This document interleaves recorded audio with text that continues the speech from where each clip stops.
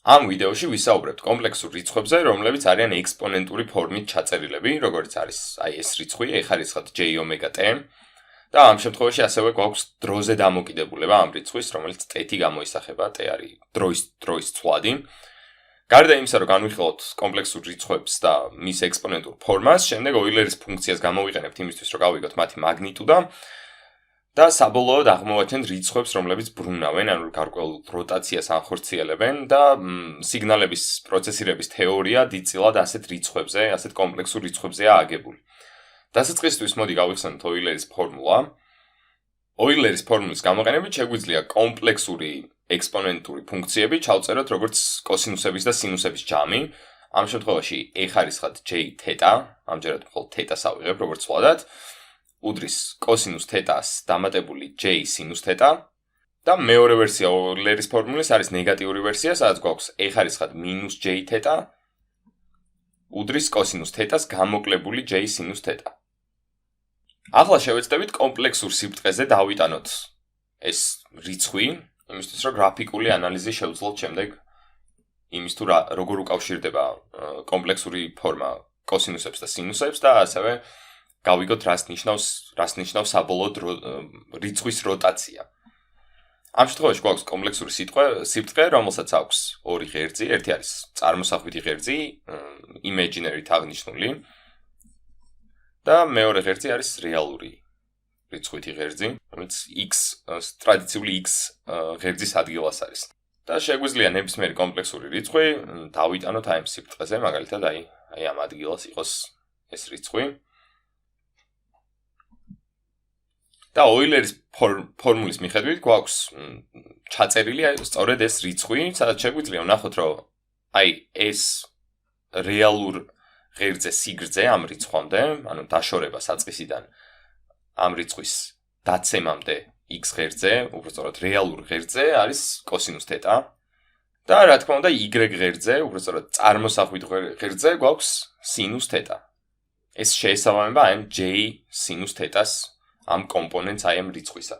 და რა თქმა უნდა შეგვიძლია გავავლოთ ხაზი, რომელიც აკავშირებს საწყის აი ამ რიცხვთან. და ამ შემთხვევაში θ იქნება ის კუთხე, რომელიც რეალური ღერძიდან მიემართება ზევით, საათისისრის საპირისპირო მიმართულებით. ეს არის ჩვენი θ და გვაქვს მართკუთხა სამკუთხედი. და რაღაც სიგრძეც შეგვიძლია მივანიჭოთ აი ამ ჩვენს ჰიპოტენუზას, აი ამ მართკუთხა სამკუთხედისას ამ შემთხვევაში. ახლა შეგვიძლია დავიწყოთ ფიქრი იმაზე, თუ როგორ შეგვიძლია გავიგოთ რა არის აი ამის სიგრძე, ანუ ამ რიცხვის ეხარისხად j-θ-ს მაგნიტუდა და მაგისთვის ჩავწერ, რა თქმა უნდა, მოდულის სიმბოლოს გამოვიყენებ, რომ ჩავწერო ამ რიცხვის მაგნიტუდა და შეგვიძლია ვცადოთ ვიპოვოთ დასაწყისისთვის ამ რიცხვის აი ამ მოდულის კვადრატი. ამისთვის უბრალოდ პითაგორას თეორემას გამოვიყენებთ, რადგან ვიცით ამ შემთხვევაში აი ამ სამკუთხედისთვის გვერდების სიგრძეები, ამის კვადრატი იქნება კოსინუს θ-ს კვადრატს დამატებული სინუს θ-ს კვადრატი. და ეს სიგრძე მოგცემს აი ამ ჰიპოთენუზას სიგრძეს, რომელსაც r-ი დავარქვით და რა თქმა უნდა ტრიგონომეტრიიდან ვიცით, რომ კოსინუსის და სინუსის კვადრატების ჯამი გვაძლევს უბრალოდ 1-ს. და რადგან მივიღეთ, რომ მაგნიტუდას კვადრატი, მოდულის კვადრატი არის 1, შესაბამისად თვითონ მოდულიც უნდა იყოს 1 სტოლი. და რადგან ვიცით ამ შემთხვევაში აი ამ რიცხვის მაგნიტუდა, ჩვენ შეგვიძლია ვთქვათ ის თუ რა დაშორება აი ამ რიცხვს შორის და საწყის შორის აი ამ კომპლექსური სიბრტყისა. ანუ თუ გავაკეთებთ რაღაც წრეს, რომელსაც ექნება რადიუსი 1, ვიცით რომ აი ეს ჩვენი რიცხვი ეხარისხად j-θ იქნება განლაგებული აი ამ წრეზე. მაგრამ რა თქმა უნდა არ ვიცით სად იქნება განლაგებული მხოლოდ და მხოლოდ მაგნიტუდის გამოყენებით. ანუ უნდა ვიცოდეთ კიდევ θ-ს მნიშვნელობა. ანუ შესაბამისად აი ეს კონკრეტული წერტილი, რომელიც აი აქ გვაქვს მოცემული, აღნიშნული საწყის წერტილი, რაც აღვნიშნეთ, ეს იქნება ეხარისხად j-θ და ეს θ შესაბამისად აი ამ კუთხეს. ახლა შეგვიძლია ვიკითხოთ, როგორ შეგვიძლია ავწეროთ სხვა წერტილები, რომლებიც არ არიან აი ამ ერთეულოვან წრეზე დატანილები. და ამისთვის შეგვიძლია უბრალოდ გამოვთვალოთ აი ამ სხვა წერტილის მაგნიტუდა. ავიღოთ ეს ჩვენი კომპლექსური რიცხვი ეხარისხად j-θ და გავამრავლოთ ის რაღაც რაღაც ამპლიტუდაზე, ადავარქვათ ამას.